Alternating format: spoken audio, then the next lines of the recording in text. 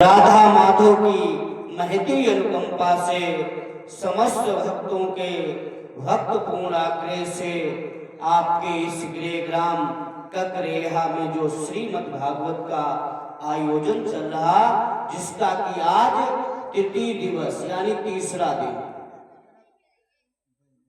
तो जहां पर भगवान की कथा होती है उस स्थान पर सारे तीर्थ विद्यमान होते, विराजमान होते। जहां पर भगवान की कथा होती है तो सूत जी महाराज ने बताया वो कौन कौन से स्थान है। तत्रेव गंगा यमुना त्रिवेणी गोदावरी सिंधु सरस्वती च सर्वाणि तीर्थानि वसन्त तत्रे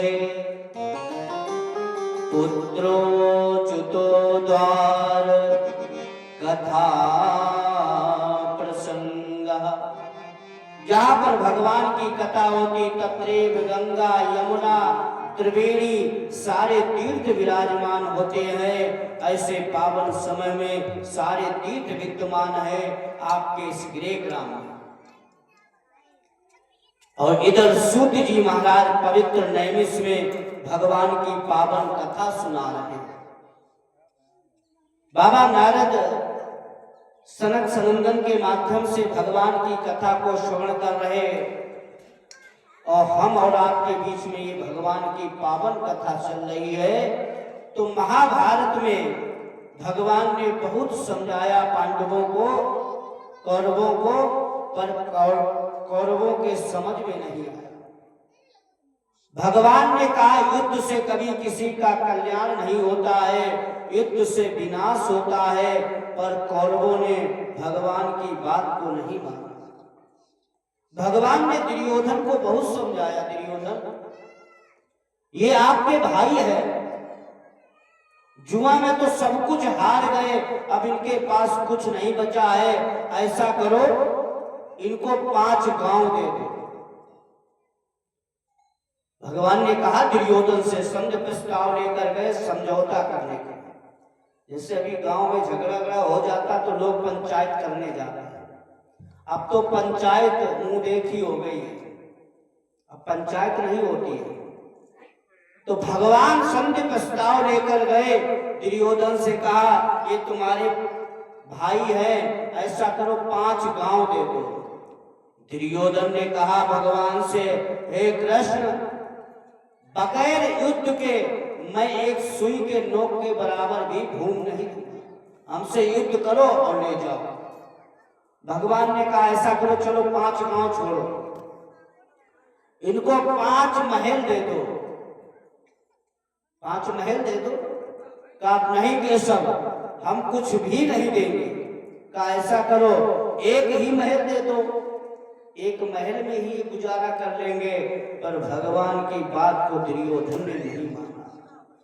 और जब कोई अगर आपको समझाए और आपके समझ में नहीं आ रहा है तो समझ लेना अब तुम्हारा समय खराब है, समय खराब आ रहा है। अगर सब लोग समझाए और समझ में ना आए और अपने बल का प्रयोग, बल के घमंड में आप किसी की बात को नहीं मानोगे तो समझ लेना आगे अब आपका समय खराब आएगा।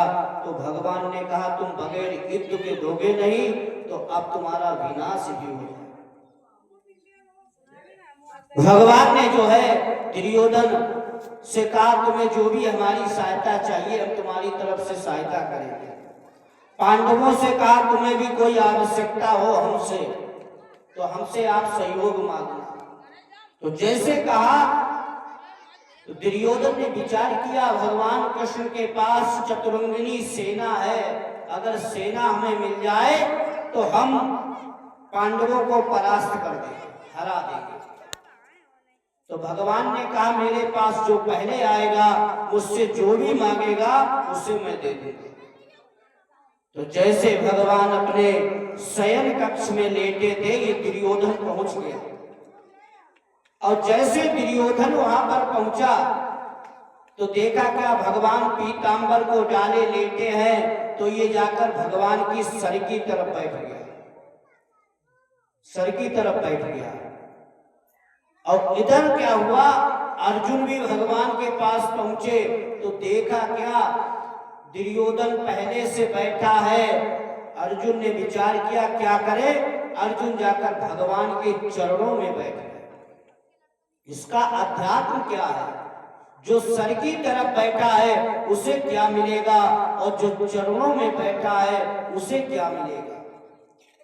तो जैसे भगवान ने अपने पीतांबर को हटाया तो सबसे पहले अर्जुन पर नजर पड़ी। तो भगवान ने कहा, अरे अर्जुन कितना समय हुआ है। जैसे कहा तो अर्जुन ने कहा, प्रभु अभी आए।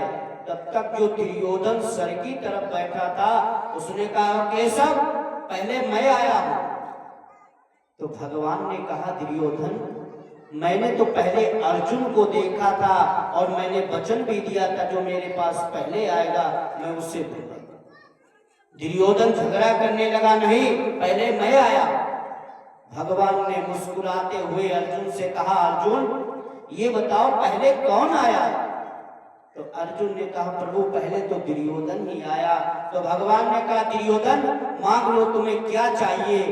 जैसे कहा ऐसे दुर्योधन ने कहा, हे कृष्ण मुझे अपनी चतुरंगिनी सेना दे दो, जो भी सेना है तुम्हारे सब हमें दे दो। भगवान ने कहा, जाओ आज से मैंने तुम्हें अपनी सारी सेना प्रदान की। अब अर्जुन बड़े उदास विचार किया, सेना तो पांडवों कौरवों की तरफ चली गई, अब हम क्या मांगे। तो भगवान ने मुस्कुराते हुए कहा, अर्जुन ये बताओ आपको क्या चाहिए। अर्जुन ने कहा, प्रभु अब तो आप ही हमारे पक्ष में आ जाओ, आप हमारे पक्ष में। तो सूत जी महाराज जो पवित्र नैमिष में 88,000 महात्माओं को कथा सुना रहे थे, तो एक महात्मा उठ के खड़े हुए कहने लगे, महाराज ये बताओ, आपने कहा जो सर की तरफ बैठेगा उसे क्या मिलेगा, और जो चरणों में बैठेगा उसे क्या मिलेगा, इसका मुझे अध्यात्म बताओ। तो सूत जी महाराज 88,000 महात्माओं को बता रहे, चरणों में है भगवान की भक्ति, और दुर्योधन बैठा सर की तरफ, तो भगवान की इसे माया प्राप्त हो गई, क्योंकि भगवान के मुख में है माया और चरणों में है भक्ति। आपने देखा होगा प्राचीन समय में लोग मंदिर बड़ा विशाल बनवाते थे, बहुत बड़ा, उसमें दरवाजा छोटा क्यों लगाते थे। क्या मंदिर बनवाने के वाले के पास में पैसा नहीं रहा बड़ा गेट के लिए, छोटा ही गेट क्यों लगवाते थे। तो सूत जी महाराज बता रहे, महात्माओं का बनवाने वाले का विचार था, जिस समय भक्त लोग मंदिर में आएंगे और जब झुकेंगे तो चरणों में नजर पड़ेगी, क्योंकि चरणों में है भक्ति और मुख में है माया, मुख में है माया। तो आज भगवान ने सभी को बराबर बराबर दिया और